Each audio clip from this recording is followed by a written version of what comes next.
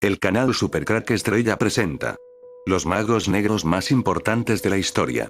Pachita la bruja, la casa de las brujas. Se dice que ahí vivió Pachita, una bruja que era visitada y consultada por muchos famosos y políticos influyentes de la época. Con los años han pululado leyendas sobre distintas manifestaciones sobrenaturales que ocurren en este edificio. Incluso hay quienes aseguran haber visto a Pachita deambulando por sus pasillos. Sea cierto o no, este edificio es una de las construcciones más icónicas de la Ciudad de México.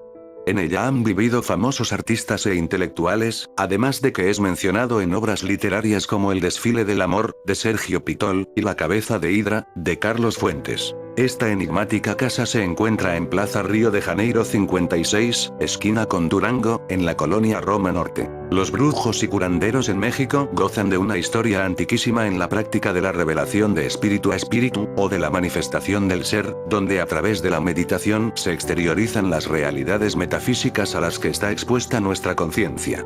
Se trata de una de las costumbres prehispánicas más auténticas, una muy sagrada que por cierto hoy, aún permanece activa. Externamente a la religión que se profese, la curandería mexicana ha existido para dar sus servicios a cualquier persona que lo necesite. Y aunque se crea o no se crea en sus beneficios proporcionados a la materia y al espíritu, existen una serie de testimonios, no confundir con devotos a los que refiere propiamente una religión, que lo han presenciado y divulgado. Uno de los casos más famosos que se conocen en la ciudad es el de Pachita, cuyo verdadero nombre fue Bárbara Guerrero. Gracias al psicólogo y científico mexicano Jacobo Grinberg Silverbaum, aquel que desapareció misteriosamente en 1994, se sabe poco más de la vida de esta curandera y sobre los métodos poco usuales que realizaba para operar a las personas que sufrían algún mal. En su libro, Las manifestaciones del ser Pachita, Silverbaum nos describe minuciosamente las sesiones espirituales que vivió junto a Pachita prestando su materia, y cómo le fue posible realizar viajes astrales a través de la oración y la búsqueda de un yo interior, refiriéndolo como un ser magnificente que concentra toda la sabiduría. Y aunque su narrativa fantástica, la cual aprueba desde su introducción como totalmente verídica, le costó desprestigio por parte de la comunidad científica, fue gracias a Pachita y estas sesiones que Silverbaum logró confabular su teoría sintérgica, a la cual le dedicó 15 años de su vida. El término sintergia es un neologismo derivado de las palabras síntesis y energía. En esta postulación nos describe detalladamente que el ser humano es capaz de modificar la látice, aquella que contiene la información de todo el universo, mediante el alcance de estados superiores de conciencia que ocurren entre la realidad y la percepción, y a través de nuestra maquinaria neuronal, probando que la realidad que concretamos es una mera proyección de la mente. Para esclarecer un poco más este punto conviene citar las palabras del escritor Ken Wilber. La realidad es una pero la dividimos con fronteras de separación que dependen del nivel de conciencia en el cual funcionamos y no de la realidad en sí. Jacobo Grinberg Silverbaum. En la obra de Pachita, Silverbaum relata historias extraordinarias sobre operaciones de riñones, médulas, dedos y cerebelos en personas. La descripción detallada es tal que es posible confundirse con una historia meramente de ficción, pero lo cierto es que se trata de la experiencia de un viaje astral mediante el cual el lúcido psicólogo prestaba su cuerpo a los hermanos, seres espirituales que tenían la capacidad de curar a los enfermos con solo pasarles las manos. Pachita fue una de las más grandes chamanes de México. A palabras de Silverbaum, poseía un control extraordinario sobre la materia y la energía. Era capaz de realizar operaciones quirúrgicas tales como trasplantes de órganos en las cuales objetos y órganos biológicos se materializaban a partir de la látice del espacio-tiempo. Es preciso recordar que la doctrina chamánica es auténtica de nuestra cultura mexicana, y al igual que las prácticas judeocristianas, fue señalada y castigada por los españoles a su llegada. La realidad espiritual que se encontraba en aquella Nueva España era muy diferente a la que profesaba la religión católica en Europa, por ello es que fue perdiendo presencia, intentando en numerosas ocasiones desvanecerse por completo. Los curanderos, chamanes y o brujos mexicanos son una especie de médicos cirujanos, antiguamente llamados sacerdotes por los foráneos, que a través de curaciones realizan operaciones complejas o limpias con una selección de herbolaria especial. Hoy en día, la Ciudad de México acoge numerosas bifurcaciones de esta práctica, desde los brujos certificados que practican las limpias con esencias florales, los que lo hacen mediante instrumentos como incienso, veladoras, hierbas y huevos, hasta algunos más esotéricos en donde los médiums utilizan solamente agua, bálsamo y oraciones. Recuerda que los magos negros tienen el conocimiento de los portales dimensionales, como expliqué en mi anterior vídeo. El arte de curar y el de escribir se muestran en las obras de Grimberg, Jodorowsky, Cocagnac y Castaneda como saberes simultáneos. Estos autores cruzan la frontera de lo artístico y lo científico para incursionar en el poder materializador del lenguaje. El centro es lo literario, pero los desarrollos palabrales tocan la totalidad que nos permite la conciencia de unidad. El amor y el terror. Se confirma en la versión de Jodorowsky la relación de Pachita con los pinos, que le costaría a Grimberg salir del grupo de Pachita al término de su libro, pues Margarita López Portillo le solicitó que no dijera que allí había conocido a la chamana. Habiendo oído hablar tanto de ella, la esposa del presidente de la República, José López Portillo, la invitó a una recepción nocturna en el patio del Palacio de Gobierno. Allí había numerosas jaulas con diversas variedades de pájaros. Cuando llegó Pachita, aquellos cientos de avecillas despertaron y se pusieron a trinar como si saludaran al alba. Esta situación entre la curandera y los pájaros también es registrada por Grimberg. Al narrar su encuentro con Pachita, Jodorowsky describe cómo es introducido a una habitación en penumbra. Yacen en el suelo varios cuerpos envueltos en sábanas ensangrentadas. Cómodamente sentada en un sillón estaba la vieja bruja, limpiándose la sangre de las manos. Era pequeña, gorda, con una larga frente abombada y un ojo más bajo que el otro, como caído, pelado por una membrana blanca. Ella acepta al visitante cariñosamente, él le pide ver sus manos. Se sorprende. La palma de aquella mano tenía la suavidad y la pureza de una virgen de 15 años. Y luego sigue un evento de materialización. Entre la base de sus dedos medio y anular brilló un objeto metálico, muy pequeño. Era un triángulo dentro del cual había un ojo, el símbolo que Jodorowsky utilizaría en la película El Topo. Él le pide lo deje observar sus operaciones y ella lo cita para una sesión posterior. Cuando llega, unos días después, Pachita le hace leer un poema. De pronto, la que parecía una anciana cansada, lanza un grito estentóreo, alza el brazo derecho y se pone a hablar con voz de hombre. Hermanos queridos, doy gracias al Padre por permitirme estar de nuevo con ustedes. Traedme al primer enfermo. Jodorowsky es testigo de cosas increíbles. Ver a esa mujer, poseída, esgrimir su gran cuchillo y hundirlo en la carne de los pacientes, haciendo surgir chorros de sangre, era alucinante.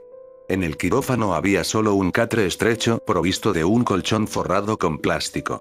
El paciente debía traer una sábana, 1 litro de alcohol, un paquete de algodón y 6 rollos de vendas. Cubriendo el lecho con su sábana, el enfermo se acostaba.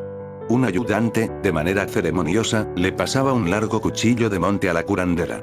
La empuñadura estaba recubierta y forrada con una cinta negra de aislar y la hoja sin filo tenía grabado un indio con penacho.